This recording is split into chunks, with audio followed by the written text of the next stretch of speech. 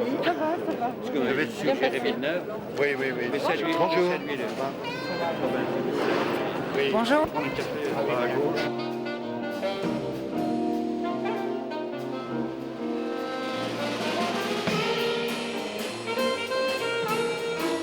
La culture a toujours été décentralisée parce que depuis le Moyen Âge, la culture c'est l'émanation, je dirais, de la vie quotidienne, du savoir-faire, de l'intelligence locale. Donc elle a toujours été décentralisée. Alors ce qu'il faut dire, c'est qu'est-ce que les politiques culturelles ou qu'est-ce que la décentralisation a apporté aux politiques culturelles. C'est-à-dire, qu'est-ce qu'elles ont apporté à cette phase de notre histoire où les pouvoirs publics se sont mis à organiser l'offre culturelle. La production, la création, soutenir la production, la création, la diffusion, la formation. Ça, c'est ça la nouveauté. Elle a permis à la politique culturelle d'exister. Parce que la région n'existerait pas s'il n'y avait pas de décentralisation. Ça, c'est une boutade. Elle a permis surtout de rapprocher les centres de décision, les centres de financement de ceux qui travaillent sur le terrain. Et elle a permis de considérer que ce qui se passait en Franche-Comté, dans le Jura, dans le Doubs ou ailleurs, ça n'était pas quelque chose qui était complètement dérisoire et qu'il fallait au contraire lui permettre de se développer. Je crois que c'est ça. Ça a permis de confirmer qu'il se faisait bien quelque chose chez nous. La décentralisation s'est accompagnée en France, dans le domaine culturel, d'une déconcentration très forte. C'est-à-dire que des décisions que l'État prenait à Paris, de plus en plus, l'État prend ses décisions en région, le préfet de région, ses collaborateurs, votre serviteur, le directeur régional, prend des décisions qui autrefois étaient prises à Paris. Donc voilà, vraiment personnellement, je n'ai pas d'état d'âme. De plus, depuis une dizaine d'années en France, et même un peu plus maintenant, la culture prend une place de plus en plus grande. Elle est devenue un enjeu politique, un enjeu de vie, un enjeu de société, de sorte que le nombre de décisions, et donc pour répondre à votre question, les moments où on est grisé parce qu'on se rend compte que ce que l'on fait a un rapport avec la vie courante des gens, et c'est probablement ce que vous appeliez le pouvoir, a augmenté dans des conditions telles que non, je n'ai à cet égard aucun état d'âme. La question de la décentralisation, elle se pose pour que précisément on puisse apporter des réponses à l'ensemble de ses partenaires.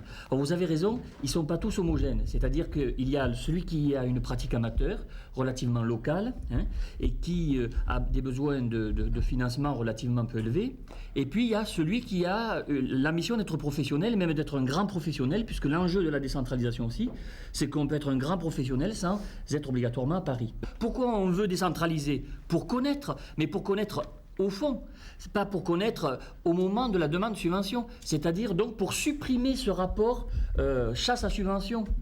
Il me semble que l'idéal dans une région, et la région de Franche-Comté y parvient, c'est quand on arrive à détecter entre les collectivités les gens qui méritent d'être aidés, qu'on se les a en fait un peu répartis en fonction des blocs de compétences de chacune des collectivités, c'est-à-dire celles qui relèvent du niveau local, c'est le niveau local qui va plutôt les aider, celles qui relèvent du niveau régional, c'est plutôt le niveau régional. Et pour prendre des exemples, la chasse à la subvention peut être complètement éliminée.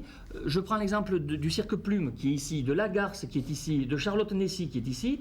La région de Franche-Comté, depuis à peu près 82, 83 suivant les cas, a passé avec eux ce qu'on appelait un conventionnement, qui est un système que l'État n'a pas inventé, c'est les collectivités qui l'ont inventé, parce qu'elles ont la possibilité d'inventer des systèmes comme ça. Je vous rappelle que le Cirque Plume, depuis, est devenu le premier cirque français, puisque Grand Prix national du cirque, que Charlotte-Nessy joue à la Bastille, et que Jean-Luc Lagarce est reconnu. Et vous voyez, qu'est-ce que je fais là ? En plus, je cherche une...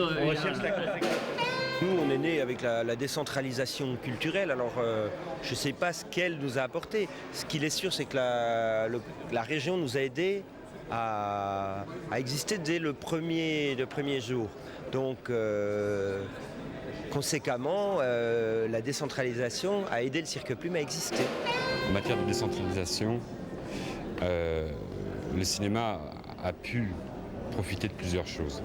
Premier temps, la possibilité que les jeunes auteurs puissent réaliser des courts-métrages. Le deuxième point, c'est de pouvoir démystifier au niveau des grandes instances parisiennes la possibilité de faire des images. Et que le troisième point, l'importance au niveau culturel et au niveau d'un champ cinématographique, l'ouverture à une nouvelle prise de conscience et une nouvelle énergie. J'aurais fait il y a 10 ans ce que je fais aujourd'hui, mais je le ferais différemment. Je le ferais avec d'autres partenaires, je le ferais avec peut-être d'autres moyens. Je sais pas comment c'était avant la décentralisation, la loi de décentralisation, puisque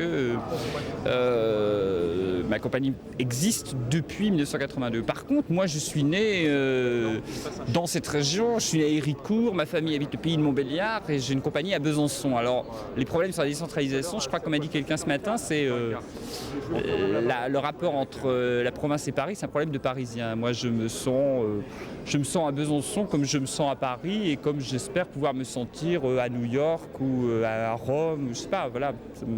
Ça me préoccupe pas. Voilà. Ce qui m'inquiéterait plus, c'est le régionalisme. C'est-à-dire, j'espère que nous allons pouvoir faire des choses en Franche-Comté qui pourront se voir partout, sans qu'elles aient un particularisme précis. On va être en gros à peu près 200. Hein, il y en a 100, il y en a 100, 120 qui vont partir au CDN. Hein, et puis les autres vont rester pour le petit concert, le quartet, etc.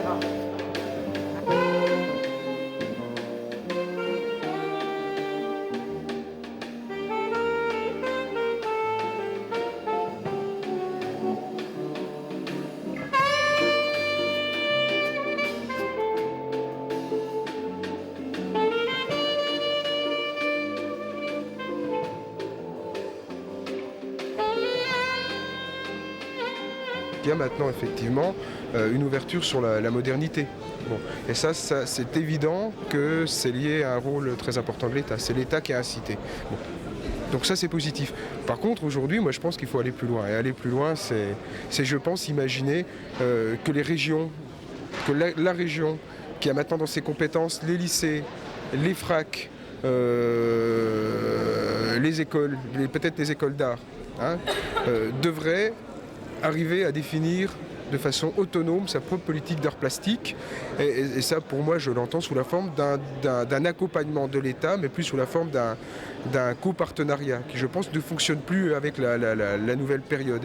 Il faut arriver à un modèle où les régions, réellement, fondent elles-mêmes leur propre politique d'art plastique. Je crois que 10 ans de décentralisation culturelle, ça a simplement permis de commencer à préparer les esprits au fait qu'il fallait commencer à se mettre sérieusement à avoir une véritable pensée sur la décentralisation de l'audiovisuel en Franche-Comté. Alors qu'est-ce que la décentralisation maintenant a apporté aux politiques culturelles? À mon avis, c'est une démultiplication formidable. Hein, maintenant, c'est plus l'État, c'est les régions, les départements, les communes, c'est surtout les villes depuis longtemps. Je crois que ce que ça a apporté, c'est une prise de conscience des professionnels des notions de territoire. Et en même temps, les créateurs, les professionnels restent universels. Et heureusement. Donc pour moi, au fond, l'enjeu de la décentralisation, c'est un peu ça. C'est d'arriver à faire une bonne alliance, voire, pourquoi pas, des affrontements aussi, entre le territorial et l'universel.